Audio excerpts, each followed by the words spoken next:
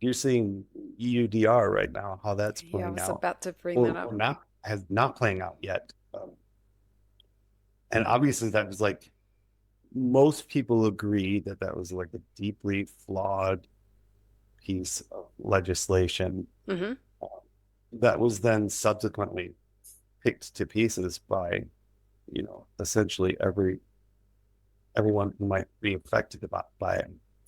Um, and yet everyone seems to get on board with the underlying premise, which is tropical deforestation is not good. Hey friends, it's Lee Safar here with some exciting news. The introduction to regenerative coffee farming workshops are now available on demand in English, Spanish, and Portuguese. These workshops are designed to give you actionable insights into the future of coffee farming through regenerative agriculture. Whether you're a coffee producer, roaster, cafe owner, or just passionate about coffee sustainability. For coffee producers, the workshop is available for just $10, and for everyone else, it's $20, a small price to pay for knowledge that could transform your understanding of what it's going to take to grow coffee from now on. Led by our incredible professors Angela Barrero, Murilo Bettarello, Felipe Croce, Carlos Ordóñez, and João Araújo, the workshop is packed with practical knowledge and strategies to help coffee farmers and the entire coffee industry adapt to the challenges of climate change, rising costs, and market demands. If you're a business owner, this workshop is a great and affordable way to inform your employees about the challenges ahead while also supporting Mapper Forward. This is also a great workshop to share with or gift to your coffee producers. Head to mapperforward.coffee/workshops or click the link in the description to purchase the on-demand version and start your journey towards a more sustainable coffee future today.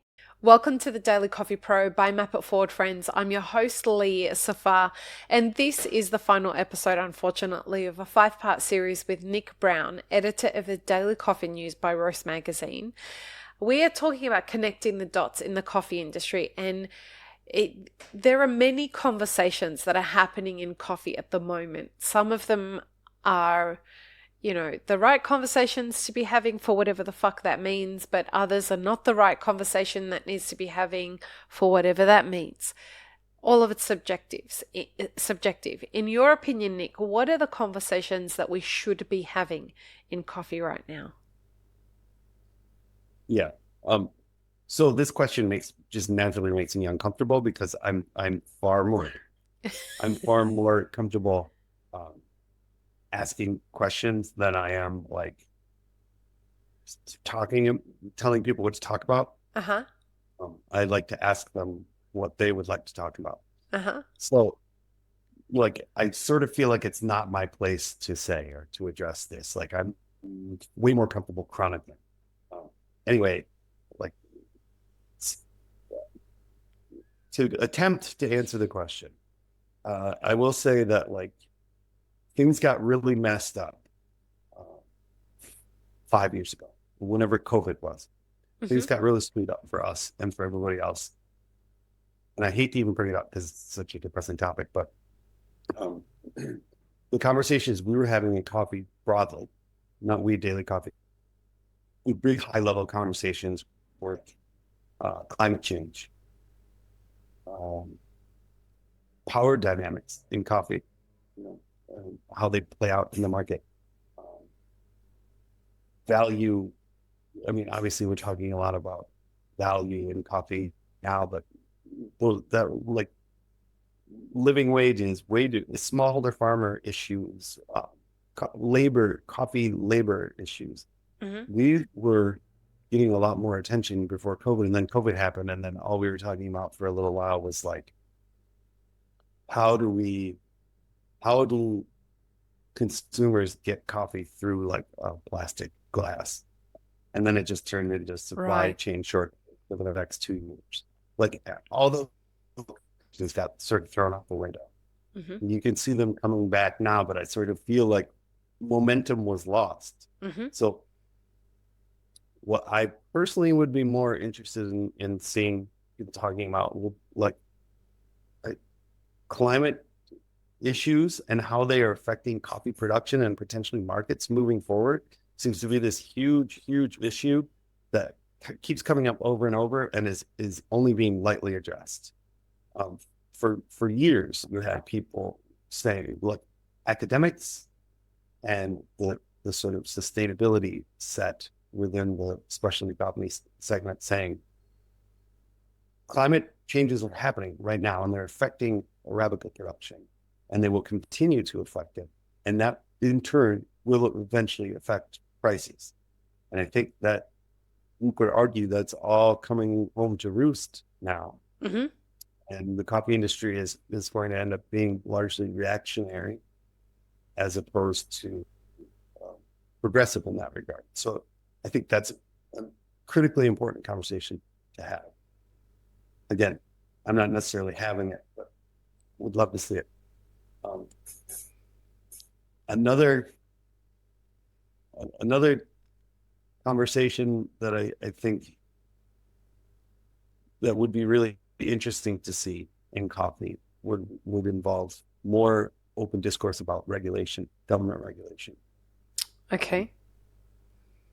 Because from my perspective, I've seen companies over more than a decade now. So we actually have solutions to poverty and supply chains. We're working on climate change solutions. We are addressing these problems and we have solutions. We're aware of these problems and we have solutions.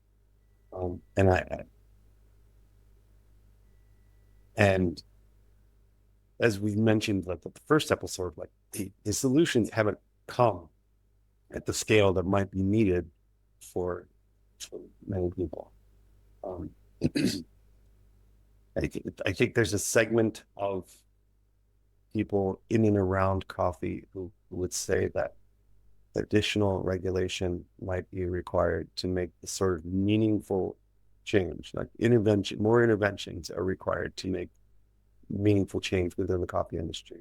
And in turn, perhaps level the playing field for specialty coffee producers, specialty coffee sellers who are trying to operate sustainable ethical businesses.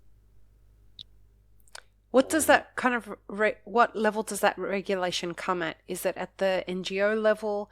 Is it at locally in country? What level are you thinking? That's a good question, important question. I'm thinking more on the consumer side where the power and money is more concentrated. Right. You're seeing EUDR right now, how that's playing out. Yeah, I was about to bring that up. Not playing out yet. And obviously that was like, most people agree that was like a deeply flawed piece of legislation that was then subsequently picked to pieces by, essentially everyone who might be affected by it. And yet, everyone seems to get on board with the underlying premise, which is tropical deforestation is not good. And we as an industry should perhaps try to. That one wasn't really interesting to watch for me because what will come of it, I'm not sure. It's an ongoing issue that we're going to keep reporting on. But that type of intervention or regulation is kind of what I had in mind. Do you think we have enough time for that? In what sense? So producers and scientists are saying, let me say that better. Producers and agronomists are saying that we have, if we're lucky, between 10 and 20 harvests left, depending on what origin we're talking about.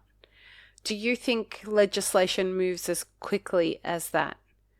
And the implementation of legislation moves quickly enough to be able to battle the climate issues that we're facing in this time frame that we have left from the producer's perspective? Yeah, I mean, I think that question is pretty leading and it says probably not, right? But no, I'm genuinely, because my thing here is that I think that if we want to get things done, we can get things done quickly. If we go back to power, the problem is is there a power differential there that either does or doesn't want to get things done based on what they can get out of it? I genuinely don't know the answer to this question. Yeah, and neither do I. But Yeah. if we're talking about what we should be talking about in copy, I think that's an interesting subject, because it's status quo, at least in terms, if you're talking about the future of the global coffee supply, status quo doesn't seem to be sufficient by most accounts. People are asking me at the moment a lot. Consumers, people in the coffee industry, or all across the coffee industry are saying, I think you should have a conversation more about how we get out of this. Like, what's the solution? And Nick, I honestly don't know what to say to them. What, in your mind, is that an appropriate conversation to be having right now? Because I don't know what the solutions are. I genuinely can't see them. Do you?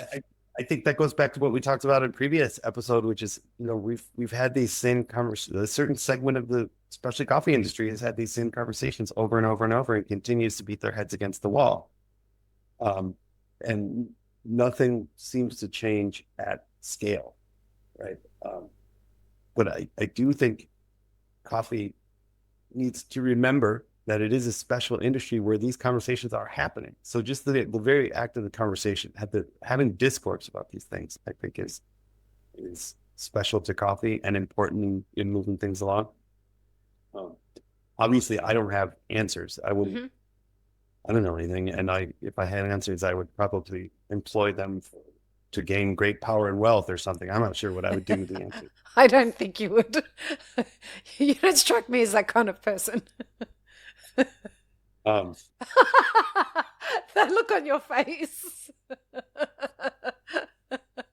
Yeah, so I truly don't know. I mean, I think for people, again, we've kind of been talking about two types of actors in the coffee industry: people who are going to lead with the premise that something feels a little broken and needs to be fixed, and other people who are maybe content to say, well, whatever, coffee's just coffee, and if it's not working, I could just move on to something else and try to make a buck that way. I think there's room for added accountability in the coffee industry, and that that might often, historically, it might be the role of the media to provide accountability, but the news media is in worse shape than the coffee industry. It's a disarray, yeah. And it's wild. So governments, who knows what you're going to get year to year. And as you already mentioned, like regulation, how long might that take to trickle down into action? But I do think if you are a small business and you feel like you're at a competitive event in the current market, and you also want to do right by your employees and your customers, and you love coffee, and you're in this because you love coffee, then I think you can call people.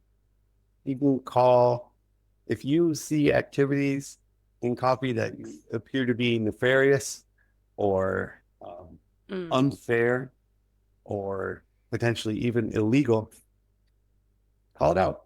Either publicly, talk to us, talk to your local government representatives, advocate for yourself more, and try to hold those who you may see as problematic more accountable. Can you say more about the talk to us? So when if people do have something that they see that isn't quite right, how do they talk to you about that?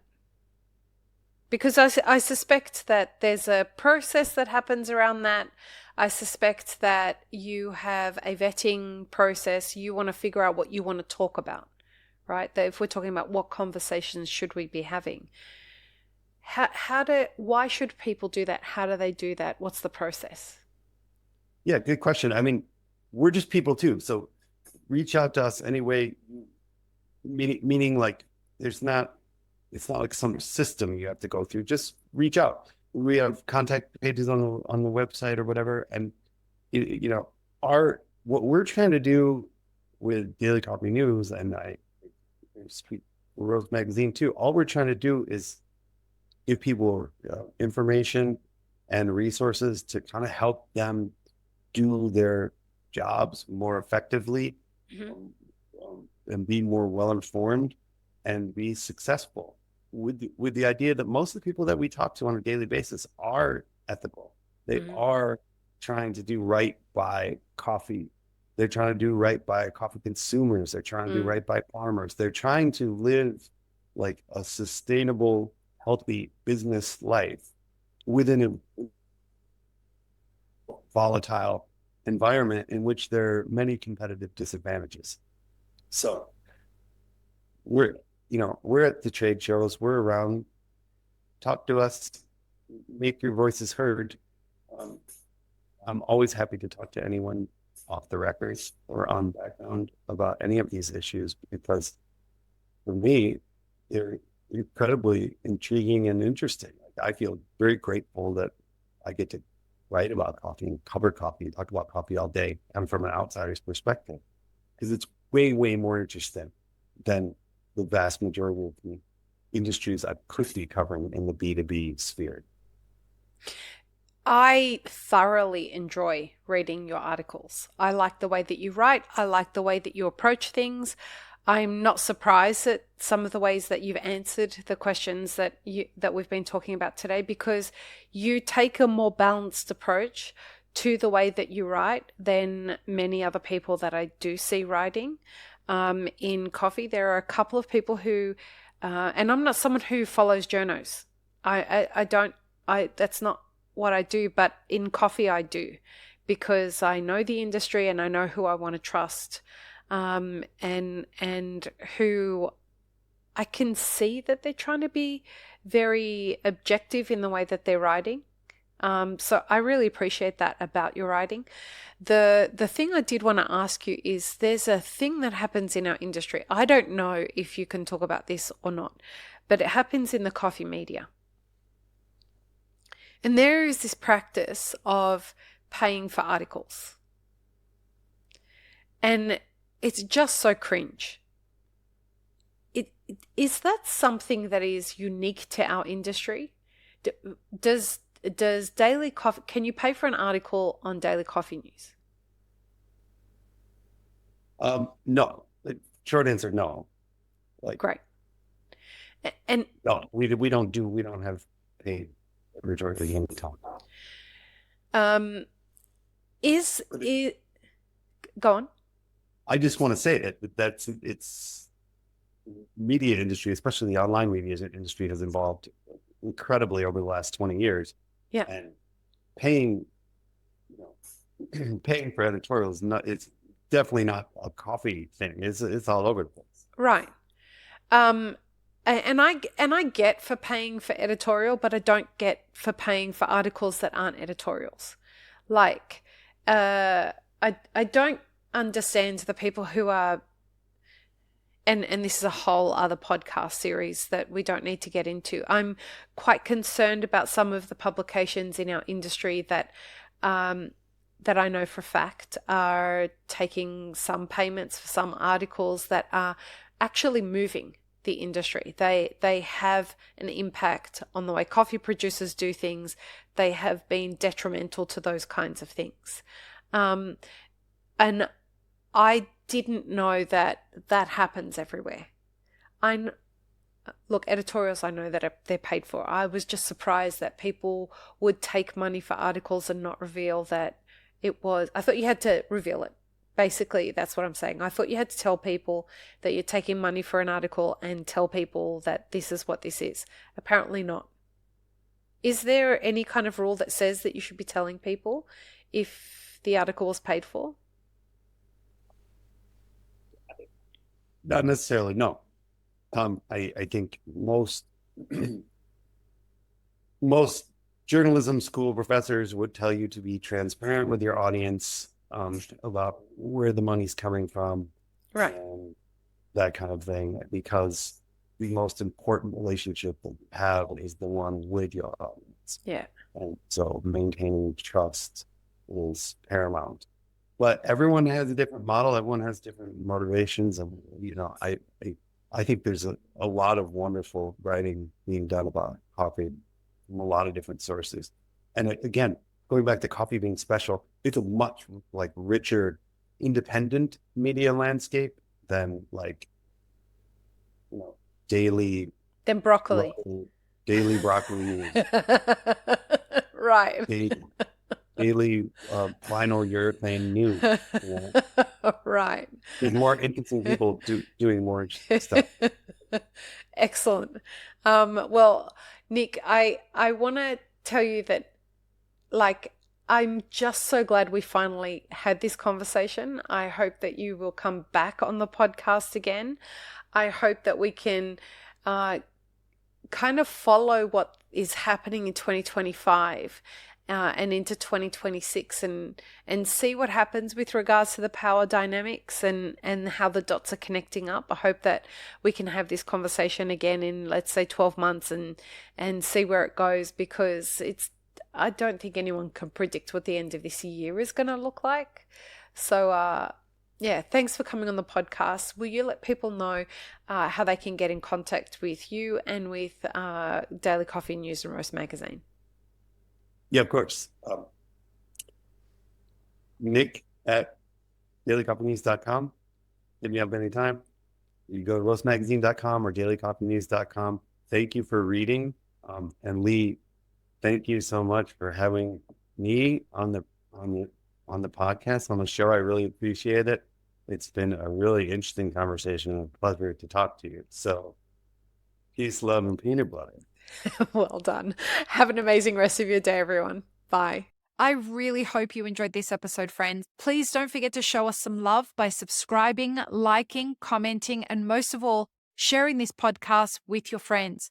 Check the show notes for links, including our sponsors and our Patreon. And stay tuned for more great conversations on the Daily Coffee Pro by Map It Forward.